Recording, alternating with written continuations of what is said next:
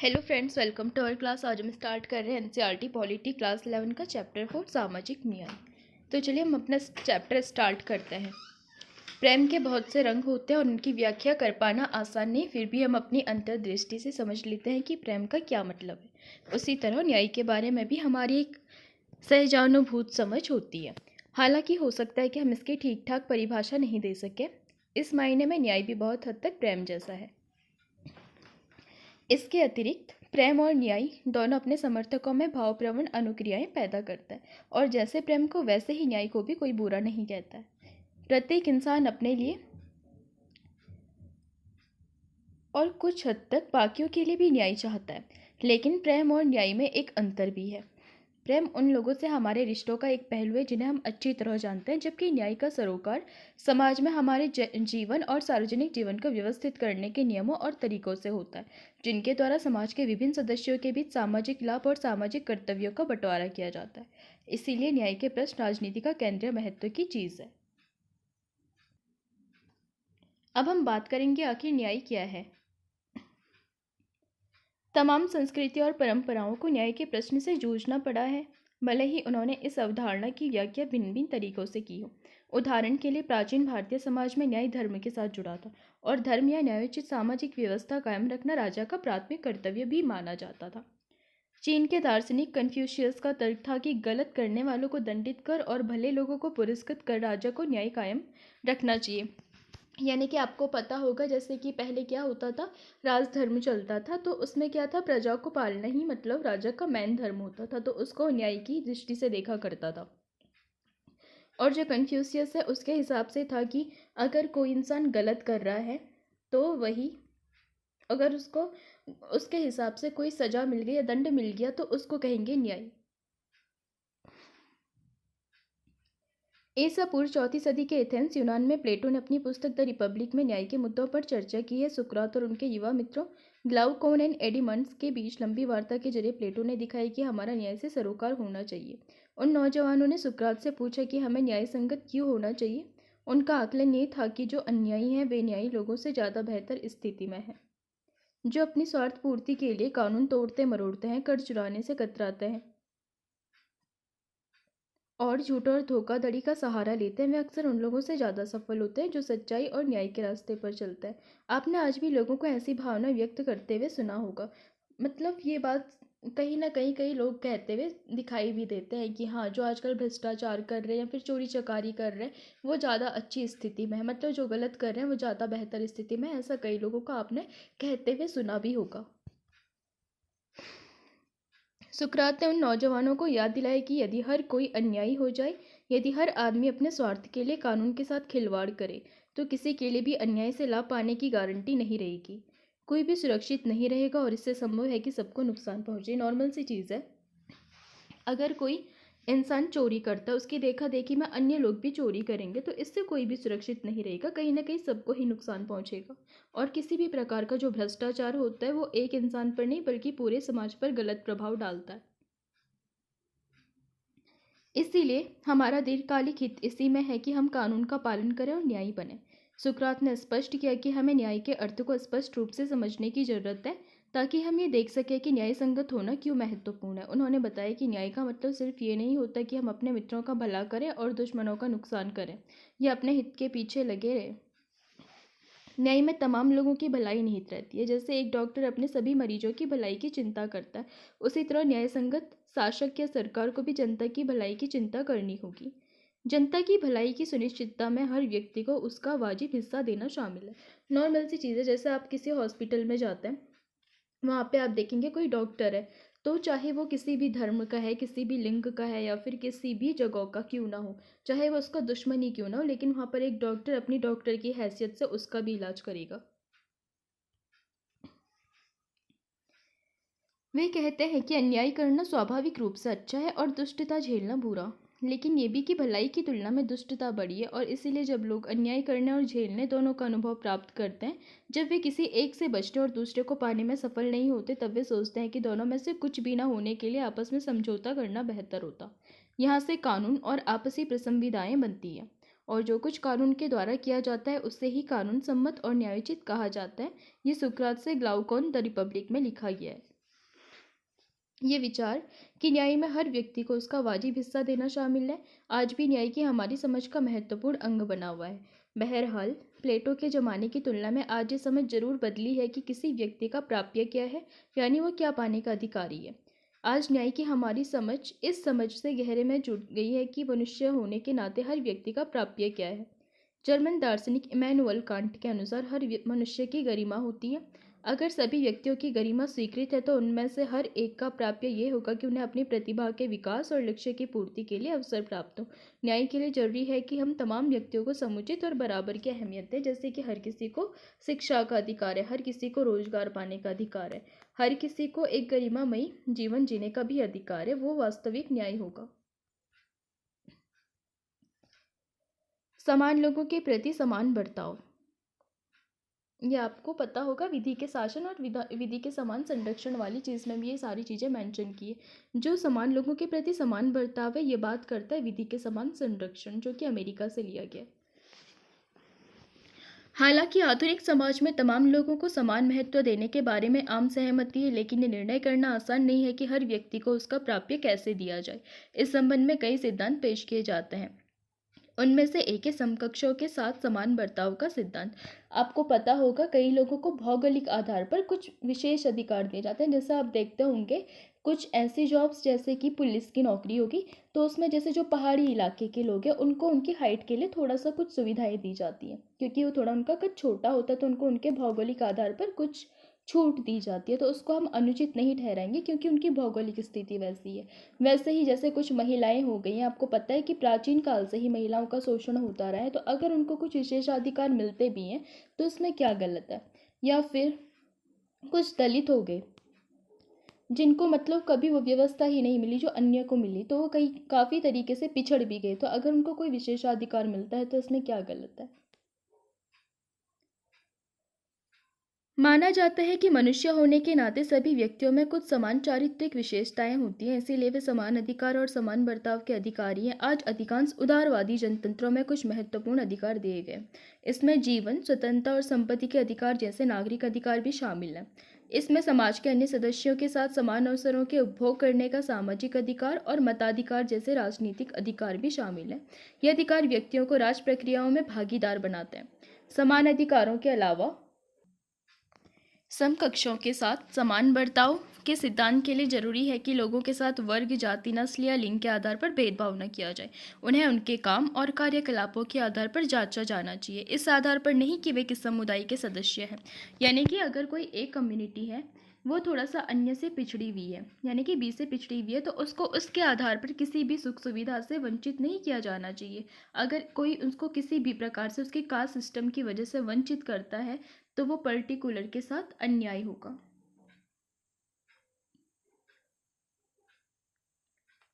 अगर भिन्न जातियों के दो व्यक्ति एक ही काम करते हैं, चाहे वो पत्थर तोड़ने का काम ही हो या फिर पिज्जा बांटने का, तो उन्हें समान पारिश्रमिक मिलना चाहिए। यदि किसी काम के लिए एक व्यक्ति को 100 रुपये और दूसरे व्यक्ति को 75 रुपये सिर्फ इसलिए मिलते हैं क्योंकि वे भिन्न जातियों के हैं, तो ये अनुचित और अन्यायपूर्ण होगा।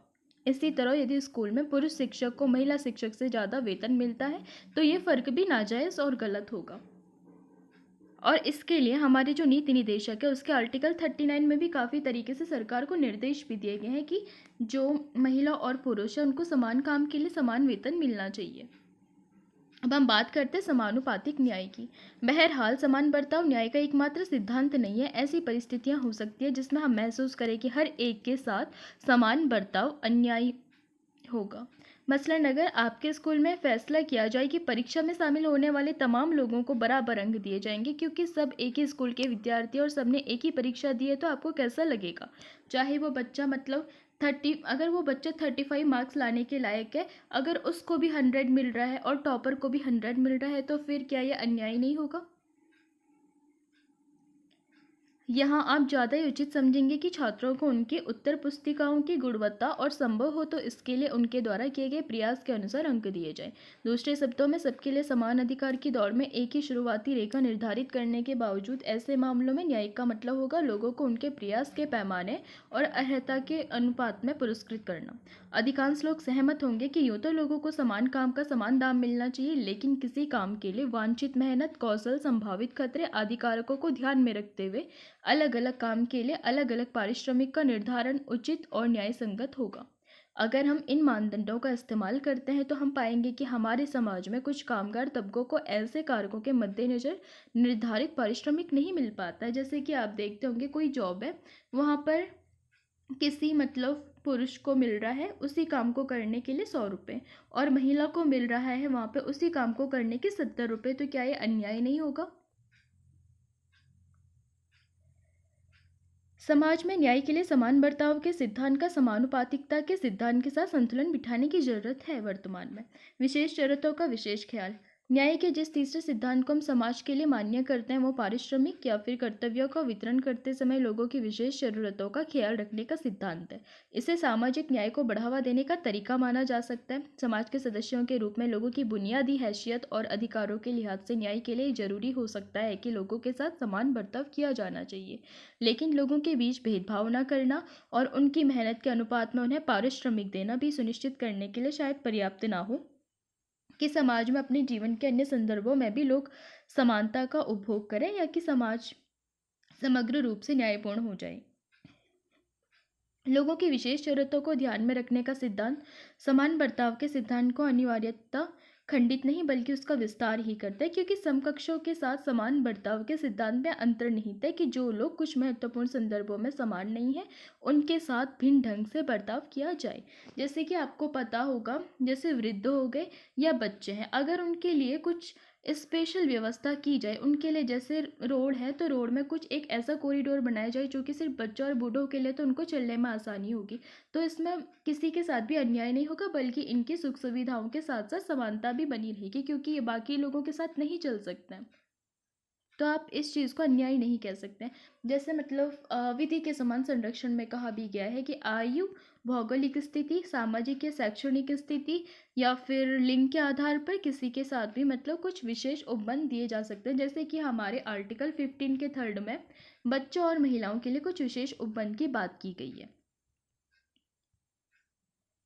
अब नॉर्मल सी चीज़ है, अगर कोई लड़की कॉल सेंटर से रात को घर आती है तो क्या उसके लिए एक विशेष यातायात की सुविधा नहीं करनी चाहिए ताकि वो घर टाइमली पहुंच जाए और सुरक्षित पहुंच जाए? क्योंकि जिस हिसाब का आजकल माहौल चल रहा है तो उस हिसाब से महिलाओं की सुरक्षा के लिए अगर कुछ विशेष उपबंध किए जाते हैं तो इसमें क्या गलत है? विशेष जरूरतों या विकलांगता वाले लोगों को कुछ खास मामलों में असमान और विशेष सहायता के योग्य समझा जा सकता है, लेकिन इस पर सहमत होना हमेशा आसान नहीं होता कि लोगों को विशेष सहायता देने के लिए उनकी किन असमानताओं को मान्यता दी जाए।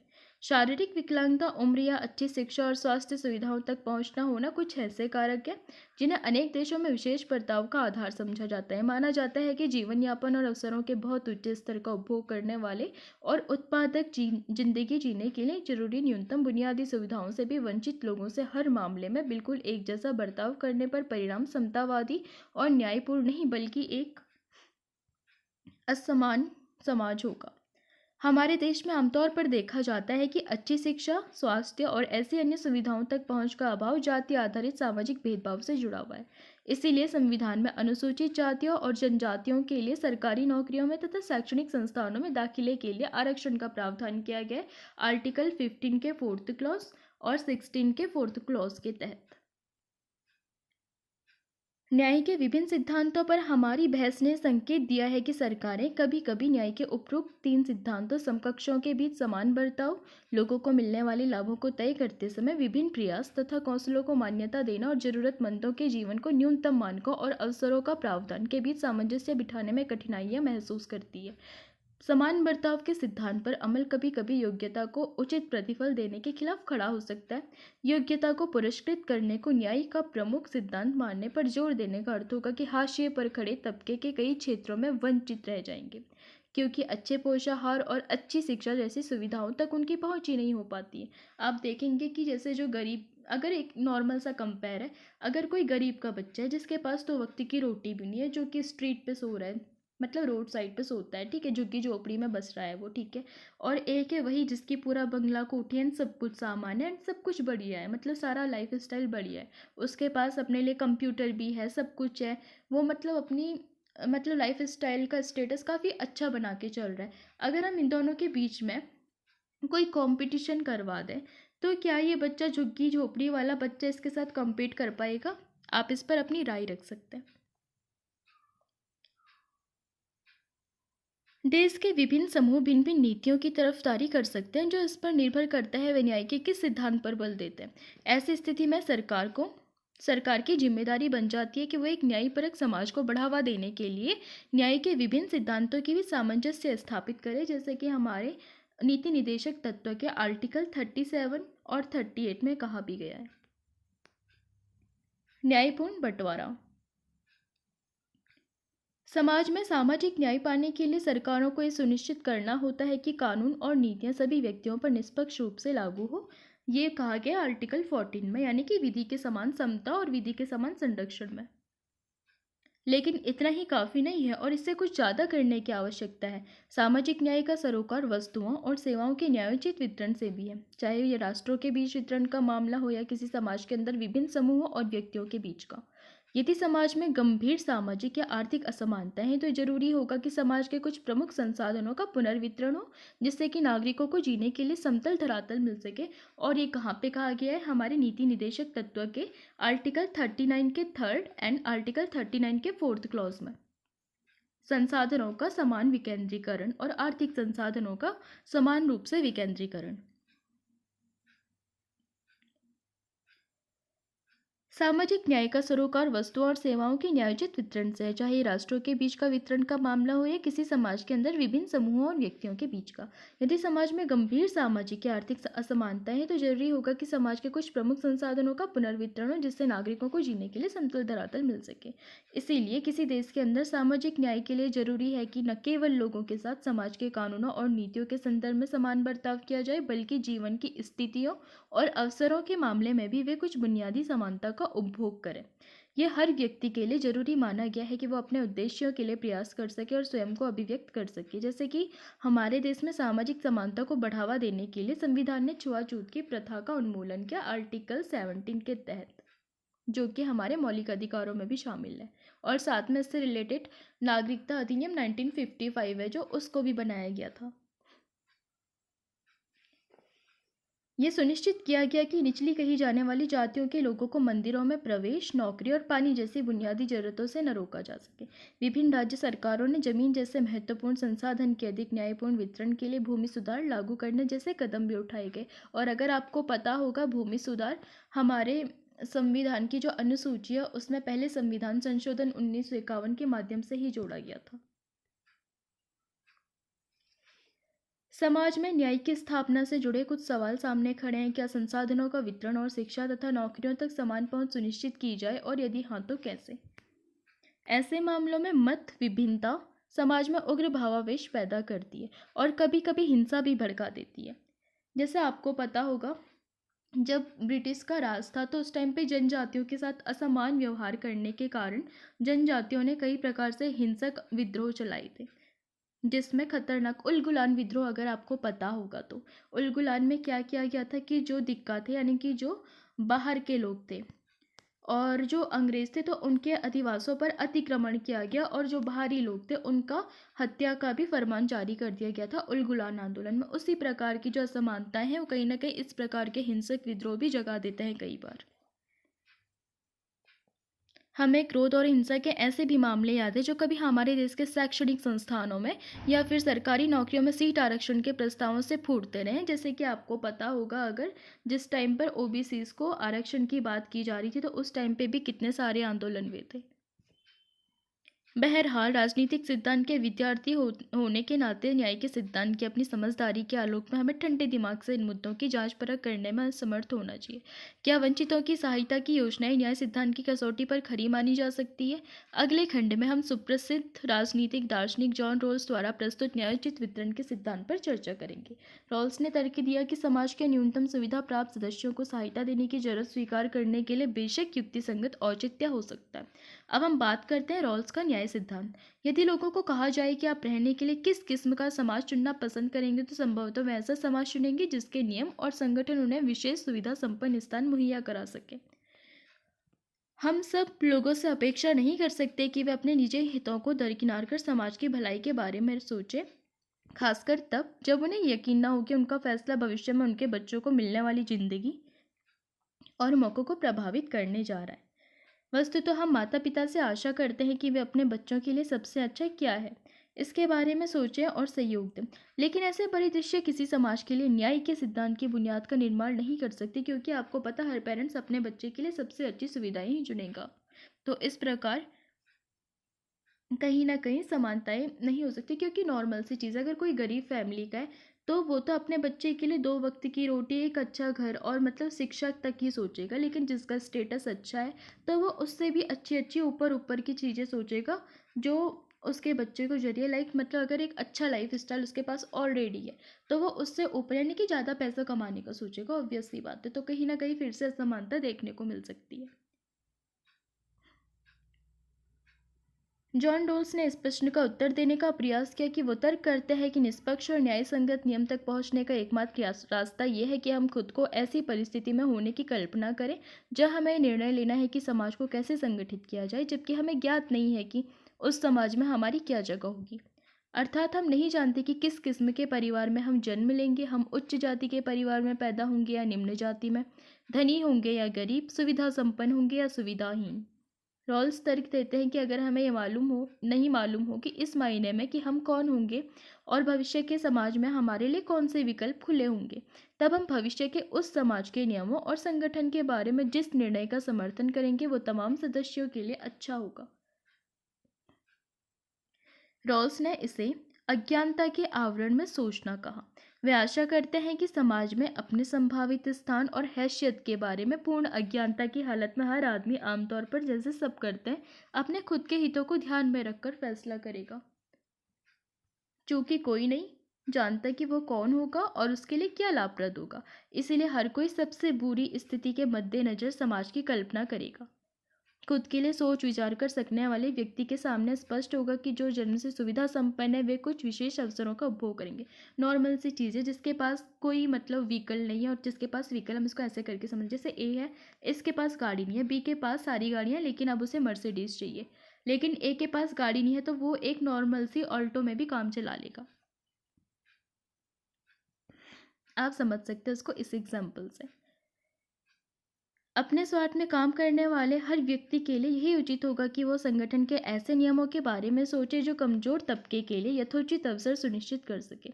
इस प्रयास से दिखेगा कि शिक्षा, स्वास्थ्य, आवास जैसे महत्वपूर्ण संसाधन सभी लोगों को प्राप्त हो, चाहे वह उच्च वर्ग के हो या ना हो। बेशक अपनी पहचान को विस्मृत करना और अज्ञानता के आवरण में खड़ा होने की कल्पना करना किसी के लिए सहज नहीं है, लेकिन तब अधिकांश लोगों के लिए उतना ही कठिन है कि वे आत्मत्यागी बने और अजनबी लोगों के साथ अपने सौभाग्य की हिस्सेदारी करें। यही कारण है कि हम आदतन आत्मत्याग को वीरता से जोड़ते हैं। इन मानवीय दुर्बलताओं और सीमाओं के मद्देनजर हमारे लिए ऐसे ढांचे के बारे में सोचना बेहतर होगा जिसमें असाधारण कार्रवाइयों की जरूरत न रहे। अज्ञानता के आवरण वाली स्थिति की विशेषता यह है कि उसमें लोगों से सामान्य रूप से विवेकशील मनुष्य बने रहने की उम्मीद बनती है। उनसे अपने लिए सोचने और अपने हित में जो अच्छा हो उसे चुनने की अपेक्षा रहती है। हालांकि प्रासंगिक बात यह है कि जब वे अज्ञानता के आवरण में रहकर चुनते हैं तो वे पाएंगे कि सबसे बुरी स्थिति से सोचना उनके लिए सबसे ज़्यादा हितकर होगा। यानी कि अगर कोई गरीब है तो वो सबसे पहले क्या सोचेगा कि उसे 2 वक्त की रोटी मिल जाए, उसके बच्चों को अच्छी एजुकेशन मिल जाए, एक अच्छी हेल्थ मिल जाए, उसका पहला सोचना यही होगा। अज्ञानता का कल्पित आवरण ओढ़ना उचित कानूनों और नीतियों की प्रणाली तक पहुंचने का पहला कदम है। इससे प्रकट होगा कि विवेकशील मनुष्य न केवल सबसे बुरे संदर्भ के मद्देनजर चीज़ों को देखेंगे, बल्कि वे ये भी सुनिश्चित करने की कोशिश करेंगे कि उनके द्वारा निर्मित नीतियाँ समग्र समाज के लिए लाभप्रद हो। दोनों चीज़ों को साथ साथ चलना है, क्योंकि कोई नहीं जानता कि वे आगामी समाज में कौन सी जगह लेंगे। इसीलिए हर कोई ऐसे नियम चाहेगा जो, अगर वे सबसे बुरी स्थिति में जीने वालों के बीच पैदा हों, तब भी उनकी रक्षा कर सके।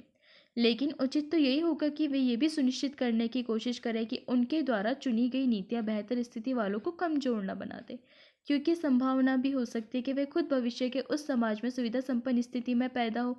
इसीलिए सभी के हित में होगा कि निर्धारित नियमों और नीतियों से संपूर्ण समाज को फायदा होना चाहिए, किसी एक खास हिस्से को नहीं। आपको पता होगा जो भारत का समाजवाद है वो भी मतलब इसी बात पर फोकस करता है कि सबको समान रूप से संसाधनों का वितरण किया जाए, चाहे वो पहली पंक्ति पे खड़ा हो चाहे वो अंतिम पंक्ति पर खड़ा हो। यानी कि जो अंतिम पंक्ति वाला जो इंसान है वो भी पहली पंक्ति पर आ जाए, इस प्रकार से भारत का समाजवाद काम करता है।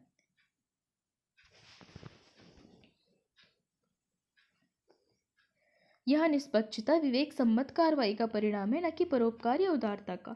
इसीलिए रोल्स तर्क देते हैं कि नैतिकता नहीं बल्कि विवेकशील चिंतन हमें समाज में लाभ और भार के वितरण के मामले में निष्पक्ष होकर विचार करने की ओर प्रेरित करता है। इस उदाहरण में हमारे पास पहले से बना बनाया कोई लक्ष्य या नैतिकता के प्रतिमान नहीं होते। हमारे लिए सबसे अच्छा क्या है यह निर्धारित करने के लिए हम स्वतंत्र होते हैं। यही विश्वास रॉल्स के सिद्धांत को निष्पक्ष और न्याय के प्रश्न को हल करने का सबसे महत्वपूर्ण और सबल रास्ता बना देता है। अब हम बात करते हैं सामाजिक न्याय का अनुसरण। यदि किसी समाज में बेहिसाब धन दौलत और इसके स्वामित्व के साथ जुड़ी सत्ता का उपभोग करने वालों या बहिष्कृतों और वंचितों के बीच गहरा एवं स्थायी विभाजन मौजूद है, तो हम कहेंगे कि वहाँ सामाजिक न्याय का अभाव है। हम यहाँ सिर्फ समाज में विभिन्न व्यक्तियों के जीवन यापन के सिर्फ विभिन्न स्तरों की चर्चा नहीं कर रहे हैं। न्याय के लिए लोगों के रहन सहन तौर तरीकों में पूर्ण समानता और एक रूपता की आवश्यकता नहीं है, लेकिन उस समाज को अन्यायपूर्ण ही माना जाएगा जहाँ धनी और गरीब के बीच खाई इतनी गहरी हो कि वे बिल्कुल भिन्न भिन्न दुनिया में रहने वाले हो लगे, और जहाँ अपेक्षाकृत वंचितों को अपनी स्थिति सुधारने का मौका भी ना मिले, चाहे वे कितना भी कठिन श्रम क्यों न करें। दूसरे शब्दों में, न्यायपूर्ण समाज को लोगों के लिए न्यूनतम बुनियादी स्थितियां जरूर मुहैया करानी चाहिए ताकि वे स्वस्थ और सुरक्षित जीवन जीने में सक्षम हो सके, समाज में अपनी प्रतिभा का विकास करें तथा इसके साथ समान अवसरों के जरिए अपने चुने हुए लक्ष्य की ओर बढ़ें। लोगों की जिंदगी के लिए जरूरी न्यूनतम बुनियादी स्थितियों का निर्धारण हम कैसे कर सकते हैं। विभिन्न सरकारों और विश्व स्वास्थ्य संगठन जैसे अंतर्राष्ट्रीय संगठनों ने लोगों की बुनियादी आवश्यकताओं की गणना के लिए विभिन्न तरीके ईजाद किए हैं, लेकिन सामान्यतः इस बात पर सहमति है कि स्वस्थ रहने के लिए आवश्यक पोषक तत्वों की बुनियादी मात्रा, आवास, शुद्ध पेयजल की आपूर्ति, शिक्षा और न्यूनतम मजदूरी इन बुनियादी स्थितियों के महत्वपूर्ण हिस्से होंगे। क्योंकि आपको पता है अगर किसी भी इंसान को अच्छी लाइफस्टाइल जीनी है तो उसको एक अच्छी हेल्थ चाहिए, साथ में उसको अच्छा पानी भी चाहिए, अच्छा खाना चाहिए, साथ में रहने के लिए एक जगह चाहिए। कम से कम इतनी बुनियादी आवश्यकता तो हर किसी की पूरी होनी ही चाहिए। लोगों की बुनियादी जरूरतों की पूर्ति लोकतांत्रिक सरकार की जिम्मेदारी समझी जाती है। हालांकि सभी नागरिकों के लिए इन बुनियादी शर्तों की पूर्ति, खासकर भारत जैसे देश में जहां गरीबों की बड़ी तादाद है, सरकार पर भारी बोझ बन सकती है। अगर हम सब इस बात पर सहमत भी हो जाएं कि राज्य को समाज के लिए सबसे वंचित सदस्यों की मदद करनी चाहिए जिससे वे बाकियों के साथ एक हद तक समानता का आनंद ले सके, तब भी हम इस बात पर असहमत हो सकते हैं कि इस लक्ष्य को पाने का सर्वोत्तम तरीका क्या होगा। आजकल हमारे समाज में और दुनिया के अन्य हिस्सों में भी ये बहस चल रही है कि क्या मुक्त बाजार के जरिए खुली प्रतियोगिता को बढ़ावा देना समाज के सुविधा प्राप्त सदस्यों को नुकसान पहुंचाएंगे। बगैर सुविधाहीनों की मदद करने का सर्वोत्तम तरीका क्या होगा, या कि गरीबों को न्यूनतम बुनियादी सुविधाएं मुहैया कराने की जिम्मेवारी सरकार को लेनी चाहिए। हमारे देश में इन भिन्न भिन्न प्रस्तावों का विभिन्न राजनीतिक समूह समर्थन कर रहे हैं, जो ग्रामीण या शहरी गरीब और जैसे सीमांत समूहों की आबादी की सहायता के लिए विभिन्न योजनाओं का तुलनात्मक गुण दोष पर बहस करते हैं। इस खंड में हम संक्षेप में इस विवाद की परख करेंगे। मुक्त बाजार बनाम राज्य का हस्तक्षेप। मुक्त बाजार के समर्थकों का मानना है कि जहां तक संभव हो व्यक्तियों को संपत्ति अर्जित करने के लिए तथा मूल्य, मजदूरी और मुनाफे के मामले में दूसरों के साथ अनुबंध और समझौतों में शामिल होने के लिए स्वतंत्र रहना चाहिए। उन्हें लाभ की अधिकतम मात्रा हासिल करने के लिए एक दूसरे के साथ प्रतिद्वंदिता करने से छूट होनी चाहिए। ये मुक्त बाजार का सरल चित्रण है। मुक्त बाजार के समर्थक मानते हैं कि अगर बाजारों को राज्य के हस्तक्षेप से मुक्त कर दिया जाए तो बाजारी कारोबार का योग कुल मिलाकर समाज में लाभ और कर्तव्यों का न्यायपूर्ण वितरण सुनिश्चित कर देगा। इससे योग्यता और प्रतिभा से लैस लोगों को अधिक प्रतिफल मिलेगा, जबकि अक्षम लोगों को कम हासिल होगा। उनकी मान्यता है कि बाजारी वितरण का जो भी परिणाम हो वह न्याय संगत होगा, और इसी को आप अगर ज़्यादा समझते होंगे तो जो पूंजीवादी व्यवस्था होती है वो भी इसी से मिलती जुलती है। न्यायपूर्ण समाज वो है जिसमें परस्पर सम्मान की बढ़ती हुई भावना और अपमान की घटती हुई भावना मिलकर एक करुणा से भरे समाज का निर्माण करे। ये डॉक्टर भीमराव अंबेडकर का स्टेटमेंट था। हालांकि मुक्त बाजार के सभी समर्थक आज पूर्णतया अप्रतिबंधित बाजार का समर्थन नहीं करेंगे। कई लोग अब कुछ प्रतिबंध स्वीकार करने को तैयार होंगे। मसलन सभी लोगों के लिए न्यूनतम बुनियादी जीवन मानक सुनिश्चित करने के लिए राज्य हस्तक्षेप करे ताकि वे समान शर्तों पर प्रतिस्पर्धा करने में समर्थ हो सके। लेकिन वे तर्क कर सकते हैं कि यहाँ भी स्वास्थ्य सेवा, शिक्षा तथा ऐसी अन्य सेवाओं के विकास के लिए बाजार को अनुमति देना ही लोगों के लिए इन बुनियादी सेवाओं की आपूर्ति का सबसे कारगर तरीका हो सकता है। दूसरे शब्दों में ऐसी सेवाएं मुहैया कराना कि निजी एजेंसियों को प्रोत्साहित किया जाना चाहिए, जबकि राज्य की नीतियां इन सेवाओं को खरीदने के लिए लोगों को सशक्त बनाने की कोशिश करे। जैसे कि आप भारत में देखते ही हैं कि अगर कोई हेल्थ सेक्टर है वहाँ पे प्राइवेट सेक्टर भी काम कर रहा है और पब्लिक सेक्टर भी काम कर रहा है, लेकिन इसके आगे राज्य की भूमिका नियम कानून का ढांचा बरकरार रखने तक ही सीमित रहनी चाहिए। इससे व्यक्तियों को बीच जो जबरदस्ती और अन्य बाधाओं से मुक्त प्रतिद्वंदिता सुनिश्चित हो। उनका मानना है कि मुक्त बाजार उचित और न्यायपूर्ण समाज का आधार होता है। कहा जाता है कि बाजार किसी व्यक्ति की जाति या धर्म की परवाह नहीं करता। वह ये भी नहीं देखता कि आप मर्द हैं या औरत। वह इन सब से निरपेक्ष रहता है और उसका सरोकार अपनी प्रतिभा और कौशल से। अगर आपके पास योग्यता है तो बाकी सबकी बातें बेमानी है। बाजारी वितरण यानी कि जो कि भारत का सिस्टम है, मार्केटिंग सिस्टम बाजारी वितरण कहते हैं, जो भारत की व्यवस्था चल रही है जिसमें राज्य का भी हस्तक्षेप है, हमें ज़्यादा विकल्प प्रदान करता है। इसमें शक नहीं है कि बाजार प्रणाली उपभोक्ता के तौर पर हमें ज़्यादा विकल्प देती है। हम चाहे जैसा वैसा चावल पसंद कर सकते हैं, अपनी पसंदीदा स्कूल जा सकते हैं। अगर मेरा मन है मैं प्राइवेट स्कूल में पढ़ूंगी तो मैं प्राइवेट में जाऊंगी, मेरा मन है मैं पब्लिक स्कूल में जाना चाहती हूँ तो मैं वहाँ से करूँगी, मेरी चॉइस है। बशर्ते उनकी कीमत चुकाने के लिए हमारे पास साधन हो। लेकिन बुनियादी वस्तुओं और सेवाओं के मामले में महत्वपूर्ण बात यह है कि अच्छी गुणवत्ता की वस्तुएं और सेवाएं लोगों के खरीदने लायक कीमत पर उपलब्ध हों। यदि निजी एजेंसियां ऐसे अपने लिए लाभदायक नहीं पाती हैं तो वे उस खास बाजार में प्रवेश नहीं करेंगी या सस्ती और घटिया सेवाएं मुहैया कराएंगी। यही वजह है कि सुदूर ग्रामीण इलाकों में बहुत कम निजी विद्यालय है और कुछ खुले भी हैं तो वे निम्न स्तरीय है। जैसे आपने देखा होगा गाँवों के जो प्राइमरी स्कूल्स होते हैं वहाँ की क्या कंडीशन है। एक स्कूल है उसमें चाहे हिंदी है, चाहे मैथ है, इंग्लिश है, साइंस है, वो सिर्फ एक ही टीचर पढ़ा रहा है और वो टीचर भी आता है हफ्ते में एक दिन। तो फिर क्या व्यवस्था आप भी लगा सकते हो। स्वास्थ्य सेवा और आवास के मामले में भी सच यही है। इन परिस्थितियों में सरकार को हस्तक्षेप करना पड़ता है। मुक्त बाजार और निजी उद्यम के पक्ष में अक्सर सुनने में आने वाला दूसरा तर्क ये है कि वे सेवाएं मुहैया कराते हैं, उनकी गुणवत्ता सरकारी संस्थानों द्वारा प्रदत्त सेवाओं से प्राय बेहतर होती है, लेकिन इन सेवाओं की कीमत उन्हें गरीब लोगों की पहुंच से बाहर कर सकती है। निजी व्यवसाय वही जानना चाहता है जहां उसे सबसे ज़्यादा मुनाफा मिले, और इसीलिए मुक्त बाजार ताकतवर, धनी और प्रभावशाली लोगों के हित में काम करने को प्रवृत्त होता है। जैसे आपको पता होगा टेक्सटाइल इंडस्ट्री जो सबसे ज़्यादा विकसित हुई है गुजरात में। वे क्यों? क्योंकि वहाँ पर एक तो क्या है, कपास की अच्छी व्यवस्था है, वहाँ की जो भौगोलिक स्थिति है कपास के लिए ज़्यादा अच्छी है। साथ में वहाँ की जो इंडस्ट्री है, जो औद्योगिक विकास है वो काफ़ी अच्छा हुआ है। तो वहाँ पे जितने भी जो व्यापारी होते हैं टेक्सटाइल इंडस्ट्री के लिए ज़्यादा आकर्षित होते हैं और इस चीज़ के लिए वहाँ पर इन्वेस्ट भी करते हैं। इसका परिणाम अपेक्षाकृत कमज़ोर और सुविधाहीन लोगों के लिए अवसरों का विस्तार करने के बजाय अवसरों से वंचित करना भी हो सकता है। तर्क तो बहस के दोनों पक्षों के लिए प्रस्तुत किए जा सकते हैं, लेकिन मुक्त बाजार आमतौर पर पहले से ही सुविधा संपन्न लोगों के हक में काम करने का रुझान दिखलाते हैं। इसी वजह से अनेक लोग तर्क करते हैं कि सामाजिक न्याय सुनिश्चित करने के लिए राज्य को यह सुनिश्चित करने की पहल करनी चाहिए कि समाज के तमाम सदस्यों को बुनियादी सुविधाएं उपलब्ध हो, और इसीलिए डीपीएसपी में लोक कल्याणकारी राज्य का निर्माण करने के लिए सरकार को निर्देश दिए गए हैं। लोकतांत्रिक समाज में वितरण और न्याय के मुद्दों पर असहमतियां अपरिहार्य है। और फ़ायदेमंद भी, क्योंकि वे हमें विभिन्न दृष्टिकोणों की जांच परख करने और विवेक सम्मत ढंग से अपने विचारों का बचाव करने को बाध्य करती है। वाद विवाद के जरिए इन असहमतियों के बीच ये राह निकालने का दूसरा नाम राजनीति है। हमारे अपने देश में अनेक किस्म की सामाजिक और आर्थिक विषमताएं मौजूद हैं और उन्हें कम करने के लिए बहुत कुछ करना बाकी भी है। न्याय के विभिन्न सिद्धांतों के अध्ययन से हमें इसमें शामिल मुद्दों पर बहस करने तथा न्याय के अनुसरण के सर्वोत्तम रास्ते के बारे में एक सहमति पर पहुंचने में मदद भी मिलती है। यहाँ पर जेएस मिल का एक स्टेटमेंट भी है, न्याय में ऐसा कुछ अंतर्निहित है जिसे करना न सिर्फ सही है और न करना सिर्फ गलत, बल्कि जिस पर बतौर अपना नैतिक अधिकार कोई व्यक्ति विशेष हमसे दावा जता सकता है। तो मुझे लगता है आप ये चैप्टर समझ गए होंगे। तो अब आपके लिए कुछ होमवर्क है। हर व्यक्ति को उसका प्राप्य देने का मतलब क्या होता है, हर किसी को उसका प्राप्य देने का मतलब समय के साथ साथ कैसे बदला।